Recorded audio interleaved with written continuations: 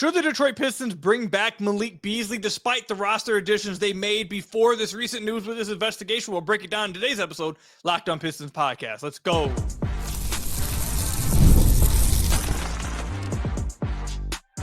You are Locked On Pistons, your daily Detroit Pistons podcast, part of the Locked On Podcast Network, your team every day. What's the deal? Welcome back to another episode of the Locked On Pistons podcast. Per usual, I am your host, Khahil. I've been covering the Detroit Pistons for the Locked On Network over the last 4 years, been a credential media member over the last 3 years, and I appreciate all of you guys who make Locked On Pistons your first listen of every single day. We are free and available on all your podcast platforms, and if you haven't already, head to the YouTube channel at Locked On Pistons, hit that subscribe button, and today's episode is brought to you by Game Time. Download the Game Time app, create an account, and use code LOCKEDINNBA for $20 off your first purchase. Today's episode, we are joined by Pistons Talk, otherwise known, obviously, real name Anthony. You guys can find Pistons Talk on Twitter, YouTube. You guys know all about Pistons Talk. We're going to be discussing whether the Detroit Pistons should be bringing back Malik Beasley if everything goes smoothly with the investigation, continue to get some positive updates. Whether he believes the Pistons should extend Jaden, Ivey, and Jalen Duren this summer before the Pistons open up the season. And then also just what's his expectations, for this team next year after such a successful season this past year. But Anthony, thank you for coming on. How are you doing today, man? I'm good, man. I'm glad I got a re-invite. The first time I came on, it was a lot of fun. So I'm ready. All right, let's get right into it. So Malik Beasley, we got an update last week that he was no longer the target of the investigation. Now, immediately after I recorded an episode and I used the word cleared in the title, I've recorded a few episodes since then, kind of have made sure I corrected that because it's not cleared. He's no longer the target. He is technically still a subject, so we don't know what could come of it. But the way Shams reported on it, the way his agent has talked about it, it's made it seem like this is a very positive, direction that we're going in, and teams are interested in Malik Beasley again. So I bring that up to say this. I've talked about on the podcast a few times, so I want to get your thoughts. Should the Detroit Pistons, if everything goes smoothly with Malik, should they still have interest in bringing Malik back, despite acquiring Duncan Robinson and Caris LeVert earlier in the offseason after the news of his investigation? Assuming what happens with him, if he's like, I don't want to say the word cleared, but assuming like everything like off the court, like they don't find anything, 100%. The way that he was able to come in and just be a six-man, a spark plug, I think there's just so much value in that. Obviously, they had to pivot really fast with Caris LeVert and Duncan Robinson. I still think there is a niche for him on this bench. You could probably still play him as a sixth man. You could move Duncan Robinson over to small forward if you want to. And you can kind of be more creative with his minutes. You don't need him playing, high 20s, high 30s like he was when Jaden Ivey went out last year. So I think if the deal's right, and Trajan in his front office want to bring him back, I would be 100% open to it. How about you? So I like, if you can bring him back, I'm not against bringing him back. I do have questions though about like, would he be open to the role that maybe is available for him right now? And would Duncan Robinson and Caris LeVert be open to the potential role that would come to them? Like, I think if you bring Malik back, I think him and Duncan are going to be splitting some minutes. So maybe they find a way to make it all work, but I feel like they're probably seeing less minutes than maybe they would be expecting. And would that cause a little frustrations? Would they be as comfortable, as happy in the locker room? I think that's the something to look at. Trajan talked about all the time, the locker room being amazing and being one of the reasons why they had such a successful season. So like, I kind of want to be protective of that. So that's the only concern I have about it. It's like, okay, if you have Malik who wants to be, the sixth man and was sixth man of the year worthy this past year, should have won it in my opinion. Would he then come back this year and be like, okay, not only am I getting, a 1 year, $6 million, $7 million contract instead of like the long-term money I was expecting. Now I'm also going from 28, 27 minutes to, maybe low 20s minutes. Like, is that something he would be happy about? And then would Duncan be happy about, would he have signed with the Pistons? Would he have wanted to sign with the Pistons if he thought, okay, I'm going to go from 25 minutes maybe a night to now I'm probably maybe 20 minutes a night? Like, that's my only concern about it. But like, I'm not saying you should not bring him back. I'm not pushing it away. If you can bring him back, yeah, go ahead.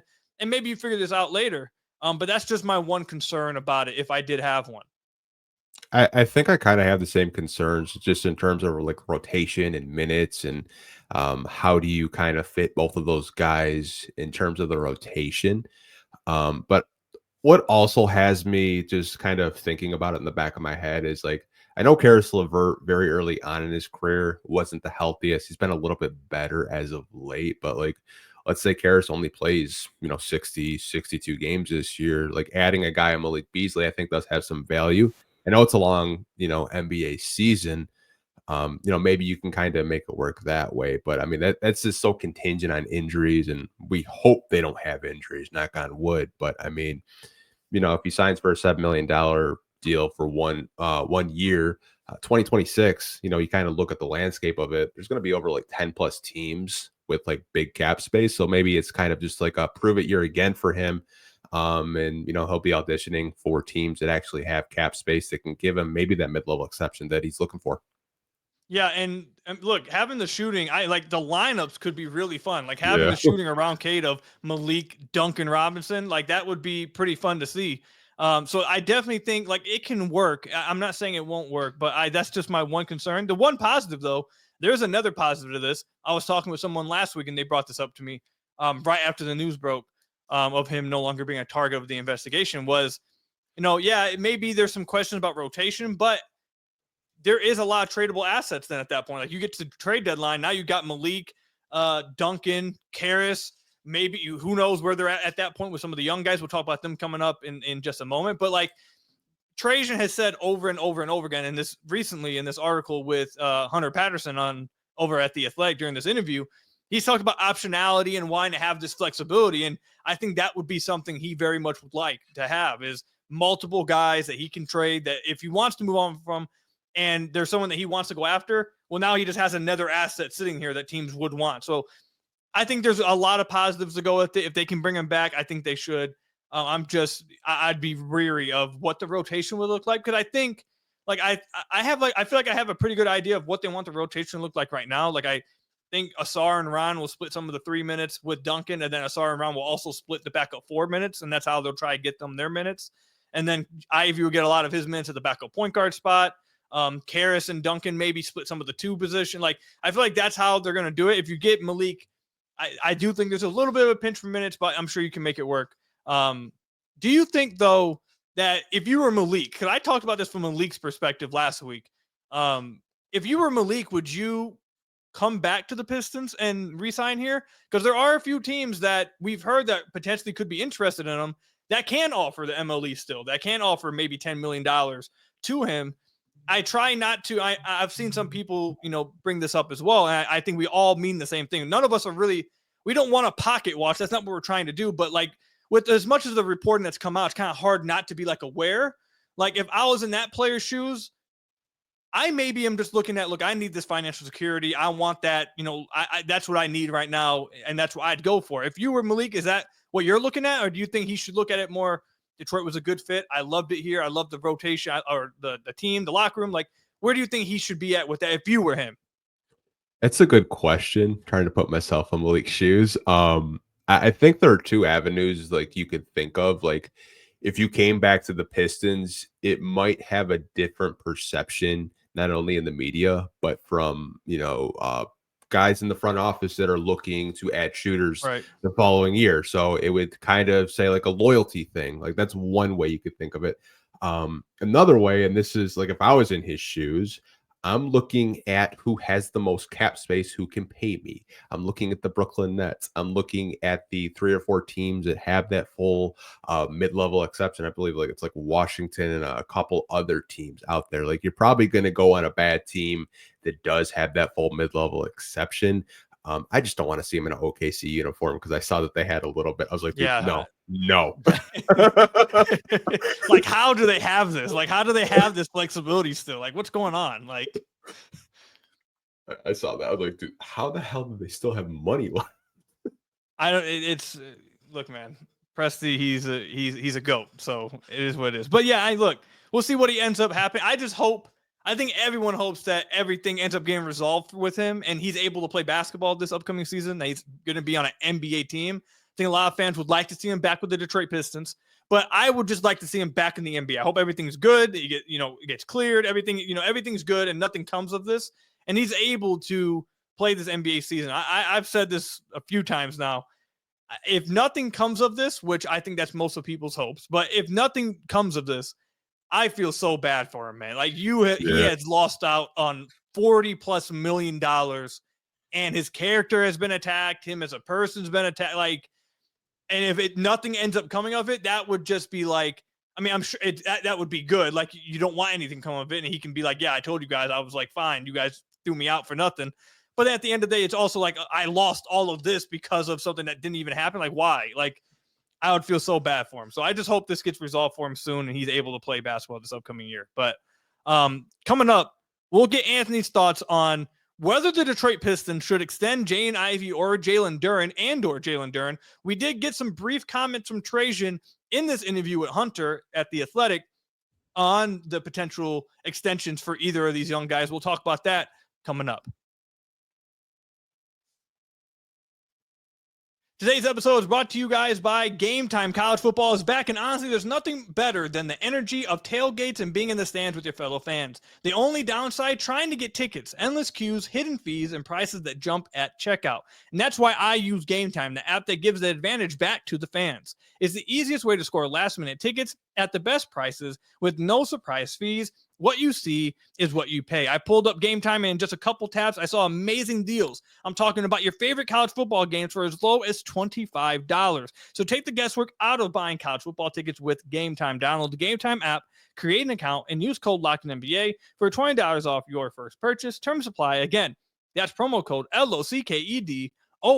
That's LOCKEDONNBA for $20 off. Swipe, tap, ticket, download Game Time today. Again, use code LOCKEDONNBA for $20 off your first purchase with Game Time.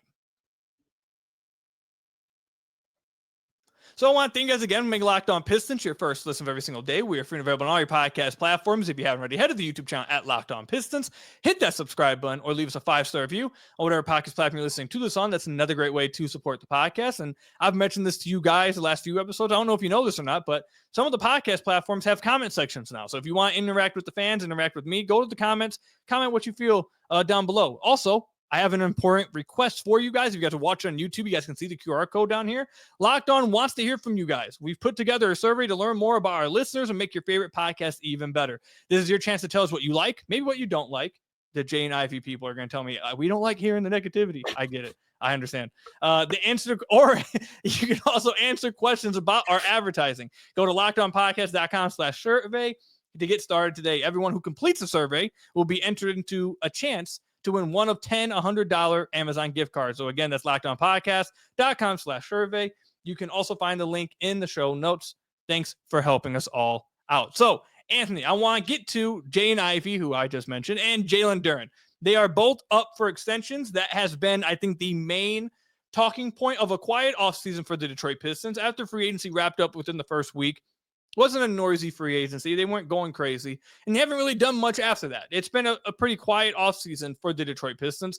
So the main headline has been the potential extensions for Jalen Duren and Jaden Ivey. Trajan Langdon talked with Hunter for The Athletic, and he was asked about these potential extensions. He said he's never really going to get into these kind of things publicly, and just kind of echoed that we are looking forward to having them on the team this upcoming season. So we're recording this August 28th.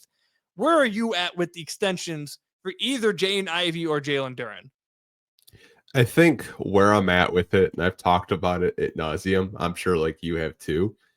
I think they get a deal done with Jalen Duren before they get a deal done with Jaden Ivey, just because I don't think there's any benefit for Jaden Ivey to actually get a deal done, because I'm just under the assumption, like, if there was a deal on the table, it's probably a lot less than what he wants and what his representation would probably want. I believe John Hollinger did an article a couple of weeks ago, and they like value Jaden Ivey like at $10 million. It's like, that's just, at that point, it's just, go prove it. Prove to me that you can get 20-25 million or even more. I think they get a deal done with Jalen Duren, though. I think when you kind of look at him, obviously there are flaws in his game defensively. I think we're all aware of that, but he is 21 years old. I feel like, after the first 25 games of the season, Once the Star Thompson's, minute restriction got lifted, we started seeing, Jalen Duren be a little bit more active on both ends of the floor. So if I had to guess, maybe it's like around that Nick Claxton type of money for Jalen Duren, just kind of like looking, at previous contract extensions with bigs, but Pistons probably get a deal done with him. I would like to assume. Yeah, I've said that before as well. That if there is one of these guys, they're going to come to an extension. I do think it's going to be Jalen Duren. I agree with you. I think there's like a proof of concept there with Jalen Duren, and it's not of Jaden Ivey's fault. He can't help the fact that he got injured. But at the end of the day, that is what happened. Like they got a proof of concept that hey, we can win with Jalen Duren and SR. We won and got to the playoffs and played really well in the playoffs. And took the Knicks all the way, as far as we could go with the team in their first ever playoff appearance. We did that with Jalen Duren. So they have that proof of concept like, okay, this can at least happen. We know we can do this with Jalen Duren. So I think that will be a reason why, if I had to pick one, I do think they would extend Jalen Duren. I agree with you as well. He's just so young. I've talked about this a lot on the podcast. He's just so talented offensively. He does have to improve defensively. I've probably been one of his loudest critics about his defense. But I said this in the last episode. Actually, people probably have confused. Actually, I said this with Pistons Jack on his podcast yesterday. People have probably confused me with like a Jalen Duren skeptic. I have actually been pretty high on Jalen Duren because of his offense. I think he's extremely talented, very good passer, a good processor in the short roll. Like I really like him offensively. I'm just openly, critical, I guess, of his defense a little bit too much. But I would still extend him if like you mentioned, if the number is where you like it. I mentioned that the Jabari Smith number, he got around $24.5 million. He's in the same draft class as these guys. Jabari will be starting for the Rockets this year, but he wasn't a full-time starter in the past few years. I do like Jabari, but I think Duren will look at his contract and be like, well, I should be at least around Jabari. Like if Jabari's going to get 24.5, I think I should get 24.5. And I think I feel like if the Pistons could get a deal done with Jalen Duren for $24 million a year, I tend to lean towards, I think they would do that. I think they would get it done with Jalen Duren. When it comes to Jaden Ivey, I completely agree with you. I actually heard earlier in the offseason that he did. Here's a little nugget for you guys. I actually did hear earlier in the offseason that he did have a bit of a higher asking price. And that has led me to believe that I don't think they probably get something done this offseason for the reasons you mentioned. Like it doesn't make sense for Jaden Ivey really to do this, and it definitely doesn't make sense for the Pistons to meet such a high asking price. But then it also doesn't make sense for Jaden Ivey to be like, okay, I'm gonna take the board model that Hollinger did, had him at 10 million. Like definitely not doing that. I don't even think Jaden Ivey would want to take 20 million. I think he wants to take $27+ million. Like I think that's where he's thinking of himself.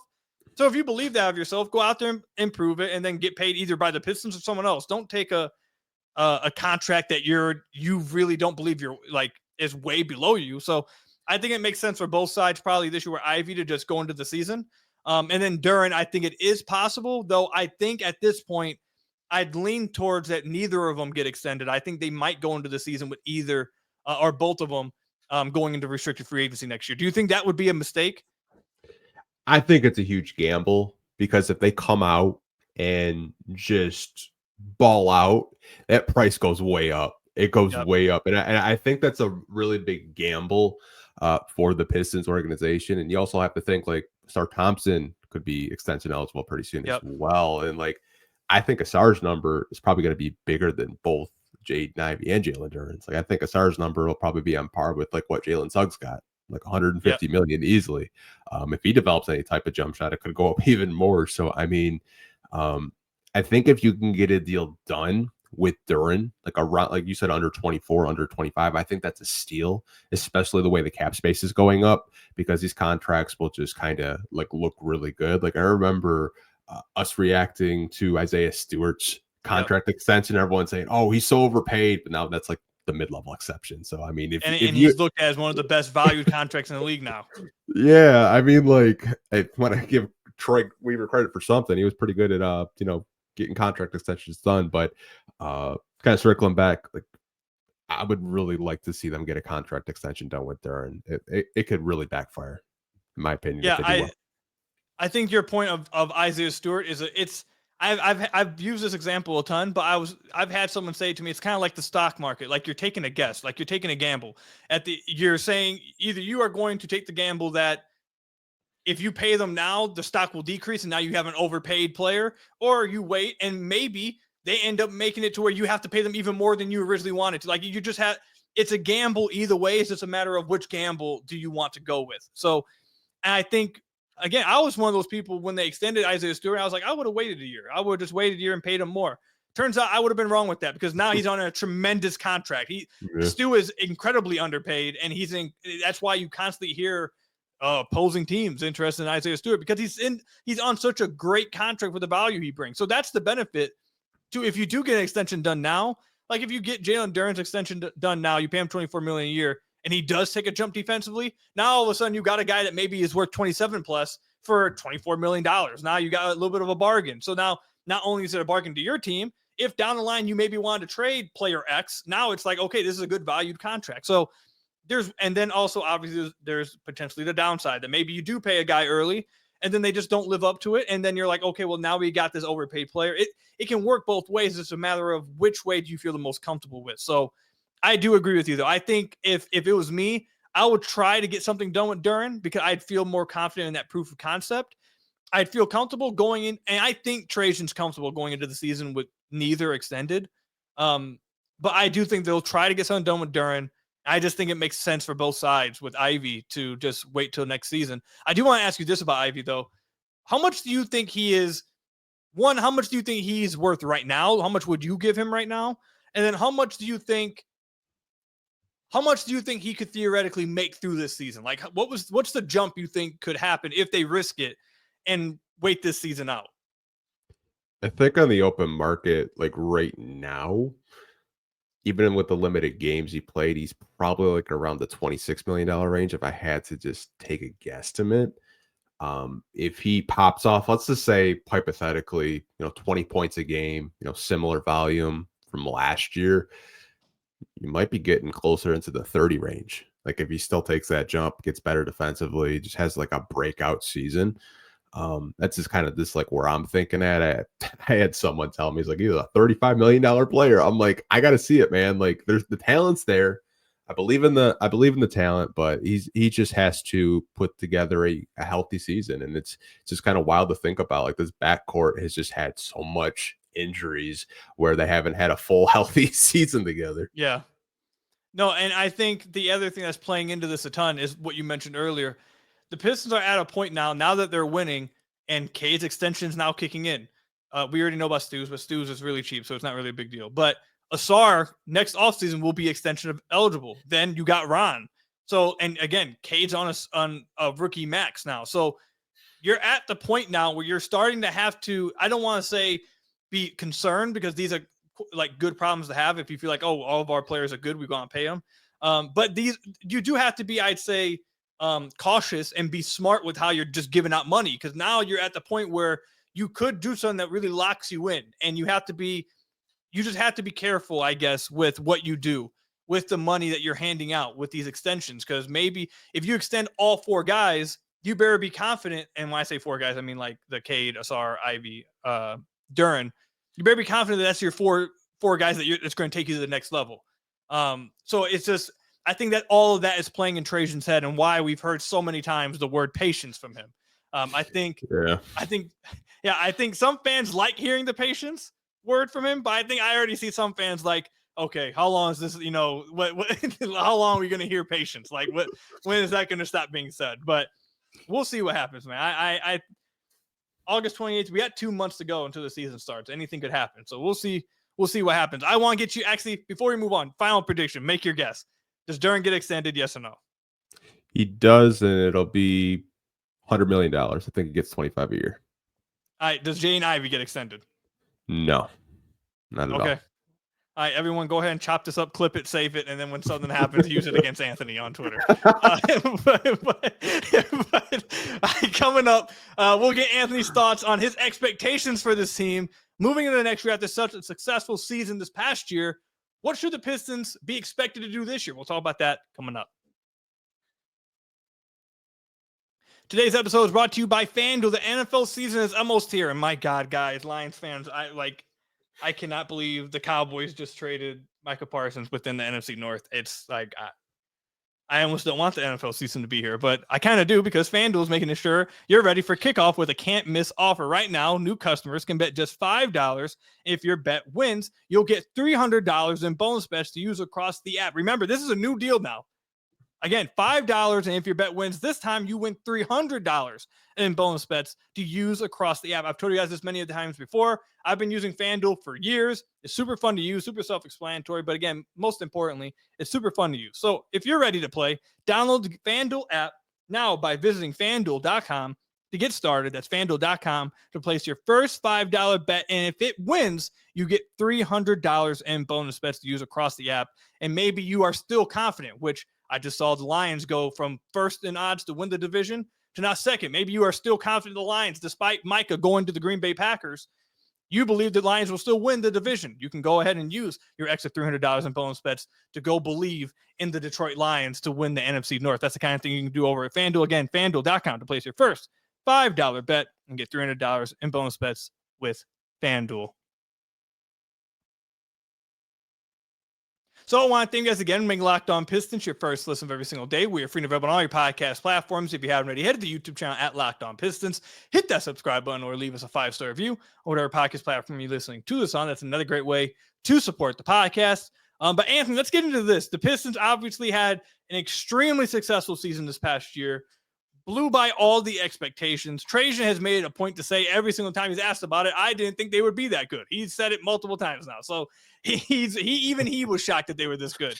Going into this year now, there's obviously expectations now. When you are a good team, it's no longer just catching people by surprise. People are expecting to play you. People are expecting you to be a good team. They're taking you serious. So with all that said, and the additions the Pistons made and the people they lost, all that stuff, what are you expecting to see from this team this upcoming year? My expectations might be different from, some fans. I still expect them to be a top 6 seed in the East, but I expect them to win their first playoff series. I think that is 100% obtainable. They just have to win a home playoff game. I don't know what it is with this team last year. For whatever reason, they love playing on the road. Close games. I really thought we were going to get a home playoff win against the Knicks. We probably should have. I thought Game 6 was it. I know, same here. I thought I saw I had figured Jalen Brunson out. I had just watched the whole playoffs maybe 2 weeks ago. I was like, man, we are so close. But I think they'll finish top 6 again. I think winning a playoff series would be huge, not only for all these young players, but ownership. Ownership has not won a playoff series since they purchased the team years ago. So that's mine. I'd love to hear what your expectations are. So I think where I'm at right now, I think they will be. So it's interesting because I wonder if I've mentioned this a few times. I wonder if Trajan's goals are the same as the fans' goals, because I think with the way Trajan spoke about it, it feels like that he's not that he doesn't want to win. It just feels like he's kind of still in the, I just want answers about the young guys, and whether it's good or bad answers, I'll take it. If it comes with losses, then it is what it is. If it comes with wins, great. So I just wonder if Trajan's really putting that type of pressure to, win all this year. I think he's kind of still just, being patient again, using that word that he always says. For me, I think I look at the East and I see Cleveland and New York as the top 2 teams. I think Orlando is going to be the 3rd best team in the East. I think they are a very, very good team that won 41 games this past year with injuries to Suggs, Banchero, and Franz. The fact they were able to do that was pretty impressive. So adding Bane, those guys getting back healthy, I think they'll be the 3rd best team in the East. I think they're very good. And I think it's going to be the Detroit Pistons versus the Atlanta Hawks for the 4th seed. I think those 2 teams will be battling all year. I think that will be the rivalry this year for that 4th seed. And I think I want the Pistons to either finish 4 or 5. I think that's where the expectation should be for them. I don't think they should finish 6 or below unless maybe Philly is healthy all year and all of a sudden Embiid can play 82 games. God willing, all of a sudden that happens. And now we got prime Embiid again. But I think 4 or 5 seed will be where the Pistons are at, battling with Atlanta. And I've said this before, I think the edge that the Pistons have over Atlanta is maybe Atlanta has more proven talent, but the Pistons should have better health. I know last year they lost Ivey, but outside of Ivey halfway through the year, the Pistons actually had good health throughout the year. They didn't have a bunch of nagging injuries. guys missing a ton of games. Like it was Ivy, that was unfortunate. No one wants to see that. But Tobias was mostly healthy all year. Cade was healthy most of the year. Asar, the blood clot is kind of, that doesn't count as injury prone. Like he was healthy after he came back. Duren was healthy most of the year. Stu was like, it felt like the Pistons had some good overall health luck, I would say. And when you look at Atlanta, they're banking a lot of what they're doing with Kristaps, who's injury prone, Luke Kennard, who's injury prone, Jalen Johnson, who I really like, but is also injury prone. So it's like, if they are healthy all year, I really like that team in their offseason. So I think they might have the edge talent-wise at the 4 spot, but the Pistons have, I would say, another year playing together. They're a more healthier team, and I feel like they have some young guys with maybe some higher ceilings that they could tap into. We just don't know if they'll hit that this year. So it's kind of hard to predict, but I think those two teams will be fine for 4 seed. That's my prediction and my expectation for them this year. Playoff series win. I don't know, man. You think they could? So if they get, let's say they get to, okay, well, let's say if they get I just now realized if they get 4 or 5, they probably are going to be going against Atlanta in the first round. And I don't think that's a crazy hard, like, I know we're projecting so far out. This is like 6 or 7 months away. But like, that's according to how I'd rank the standings. Like, they would go against Atlanta. And it's like, can they beat Atlanta in a series? Yeah. So I think my expectation to where if they do something less than this, I would be disappointed. A very competitive first round series again. Go 7 games. I think if they do that, I won't walk away saying, "Oh, this season sucked." I'll walk away saying, "Okay, another step in the right direction." They're going. If they got a playoff series win, though, I agree with everything you say. It would be huge. I didn't even think about it from Tom Gore's perspective. He doesn't have, and really, this past year playoff win was the first he's ever had. So he's probably really pushing for that playoff series win to get that stain off of him. Yeah, you got that playoff revenues from those tickets because they were crazy. He probably wants a playoff series win really bad, man. Like just like kind of just looking at this team and just like, I know some people have gotten like win totals. Like I'm not so concerned about like a win total. Like if you win a playoff series, like I don't even care if you're at 8 seed and you upset the 1 seed. If you win a playoff series, I'm chilling. I'm cool over here. Like that's just like the goals that I have for them this season. So before we wrap it up, do you have any expectations award-wise for any of these guys, whether it's all-star appearance, all-NBA, all-defense, defensive player, anything? Do you have any award predictions or expectations for this team? I think we will see Cade Cunningham make his first team All-NBA. I think he has the capability to get it. I thought he should have made it second team over Steph Curry. That's just me, but I had the same thing. Maybe I'm drinking a little bit and of I love Steph. I love Steph, but like the first 3-4 months of the season, it was looking a little rocky for him. I was getting scared. Yeah, same here. I think Asar Thompson and Stu could make all defensive teams. I think Stu got hosed last year with the minutes, like playing 19.9. You needed 20. If Asar was healthy, he'd probably be up there with his brother Men last year. I'm going to give you most improved, who I think is kind of like a under the radar candidate. I think Ron Holland, he's not going to win it, but he will be in the conversation. Like I could see him on some sports books, maybe being like a plus 5,000 right now of just like being a candidate. Man, like I saw the summer league and I'm like, man, that shot looks. He looked good. Very good. That passing looked great. Like the dimes he was making, the defense, like averaging 4 steals, shooting over 40%. I know it's a summer league, but I mean, I was just so impressed with just how he looked out there, and that's what you want to see out of your second-year player. But I mean, those are some of the predictions I'm thinking off the top of my head right now. Yeah, I had actually. I talked last episode about players I thought were most likely to break out, and I think I also tweeted out with the graphic. I had Asar and Ron top 2. I think Ron could really break onto the scene this year. And I like that. Last episode with Jack, I said Jalen Duren could sneak into most improved, but I actually really like the idea that Ron could get it. I think Ron's going to be really, really good. I won't be shocked if it happens this year, but he is still very young to where maybe it takes another year, but he looked so good in summer league. And I love the mature, I felt like he attacked summer league in his offseason with such a mature professional mindset. Like you brought up the passing in the summer league.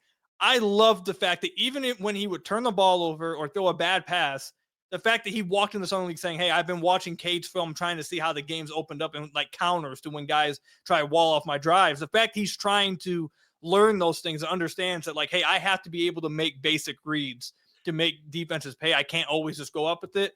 Instead of, some guys go out to some league and just try to score 30 plus a game. I feel like he was just so mature with his offseason. I loved it. So I will not be shocked at all if Ron ends up on some most improved ballots. And I think he could really break out, whether it's this year or next year. I think he's going to be really good. Before we wrap up, let me ask you this last thing. If you have a hot take that you want to debut here, you may. If you don't have one, I'll give you mine. Okay. I have one. I think the Pistons make a big splash at the trading deadline.